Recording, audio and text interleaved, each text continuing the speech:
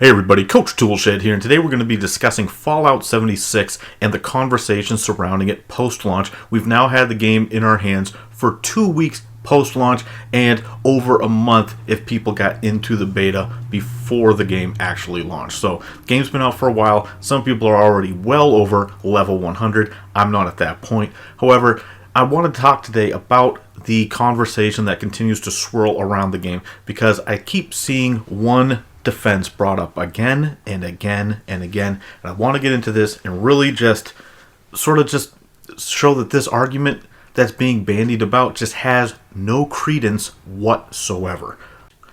But before I get into that, I gotta say, some people might wonder why I'm still piling on to this, and the reason is because I don't want Bethesda or any other AAA publisher, AAA developer, doesn't matter, any of these big companies, I don't want any of them to get the idea that releasing a game in this state is okay. To launch a game that is this broken at launch, to launch a game that is this just half-baked in every sense of the term. I don't want to see any more games launching in this state. And I see people saying, well, Coach, I'm not having these problems. I'm not seeing any of these bugs. What are you talking about? The game's fine for me.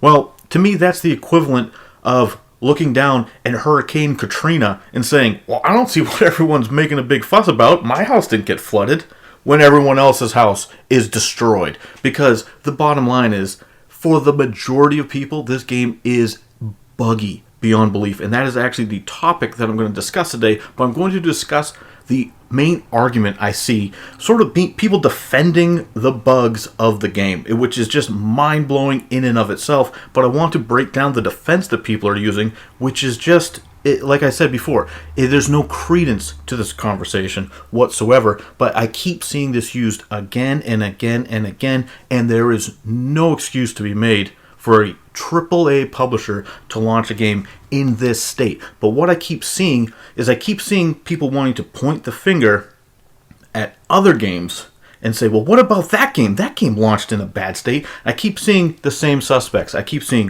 what about Ark Survival Evolved? What about Conan Exiles? What about Rust? What about No Man's Sky? What about even New Vegas? Well, first off, let's look at the easiest one right off the bat. You want to point to New Vegas, and I've seen people throw other Bethesda games at, well, this launch is better than Skyrim, this launch is better than Fallout 3.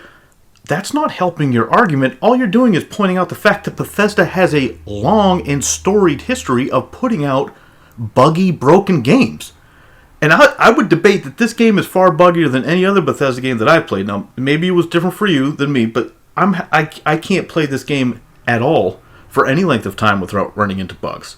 Now, to be fair, New Vegas was incredibly buggy, but that's another Bethesda published game. Of course, Bethesda Game Studios didn't develop it. It was Obsidian, but they were given less than half the time to make that game that Bethesda Game Studios had to make this game, and Bethesda Game Studios had a much bigger staff.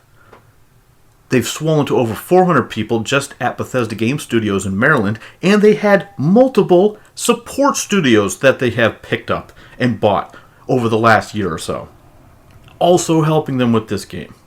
And this is the crux of the argument here, is people want to point at Rust, let's say, and say, well, look at the shape Rust launched in. Rust was made by a company called Face Punch Studios. Are you familiar with them? Probably not. They made Gary's Mod and Rust. Okay. That's not a company that made over $1 billion on their last project. That isn't a company that you see up on stage at E3 giving presentations going back into the last decade. You don't see the guy who made Gary's Mod up on stage like Todd Howard has been going back for his last multiple games, giving you these presentations on stage. It's not the same size studio. And this is going to hold true for Conan Exiles. Do you know who made Conan Exiles? Probably not. They're a Norwegian company called Funcom. You ever heard of them? I haven't. Not until I actually had to go and look it up. Because they're not a household name. They're not Bethesda Softworks. They're not Bethesda Game Studios. You don't know Funcom. It's not the same size company at all, and they have not even close to the amount of revenue and resources that Bethesda have. Let's look at Ark Survival Evolved from a little company called Studio Wildcard. You familiar with them? Once again, I've owned that game and I've played that game and I didn't even know the name of the company because I've never heard of them. I just watched right past on the title screen. I own the game. I've never even noticed who made the game.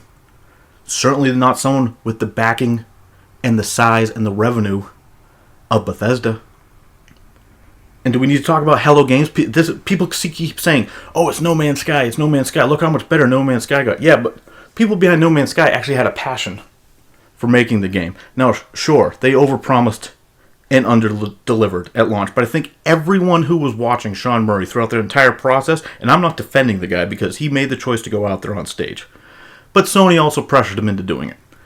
Now, he could have outright refused, and maybe they didn't have to take the money, but they probably, I'm sure, needed it to get that project out the door, and they needed Sony's backing, but they could have said no. But the fact is that game launched, first off, had much better review scores than 76 does, and that was a studio that had between only 8 and 20 people working on that game at any given time. 8 and 20. You're going to compare that to Bethesda Game Studios with Bethesda Softworks behind them and ZeniMax Media behind them? Give me a break. It's beyond absurd. And it is the height of just being completely apologetic for a game that's launched in a clearly broken state. And I keep seeing this argument being thrown about, and it is just absolutely ludicrous to compare the launch of Fallout 76 to these other games made by studios that don't have nearly the amount of resources, time, and manpower. It's a joke.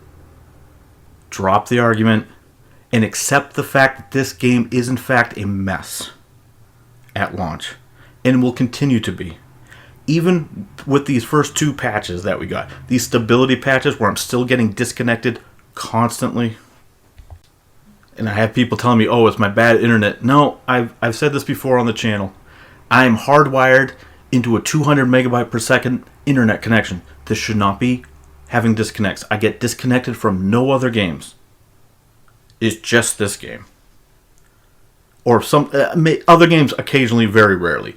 But this game, I cannot play a single session without getting disconnected. Not once in over a month.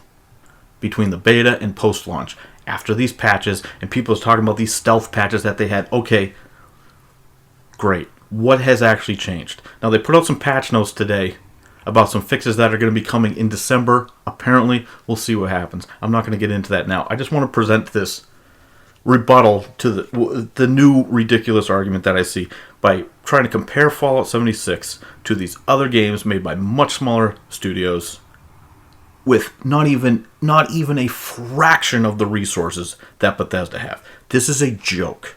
Bethesda is a major publisher. They have been for a long time. This is unacceptable that this game launched in this point. And I'm not going to listen to any more argumentation with people telling me that no, it's fine, because it's somehow better than past Bethesda games too. That doesn't help your argument. That only further proves that Bethesda doesn't launch their games in proper shape. And how many bugs have people pointed out that are in Fallout 76 that modders already had fixed for Fallout 4, but Bethesda chose not to put in the time to fix it for themselves here before they shipped it to retail. It's unacceptable, and I don't want to see any more games ship in this state. That's it. Anyway, I'm Coach Toolshed. Let me know what you guys think down in the comments below. I'm sure there's going to be plenty of people disagreeing, because that always happens. They're going to tell me how wrong I am. So go ahead, bring it on. Explain to me why I'm wrong, even about this. That'd be great. So let me know what you guys think down in the comments below. Please subscribe if you agreed with what I said and you want to stay in tune with the channel headed forward. And as always, keep it turned to 11.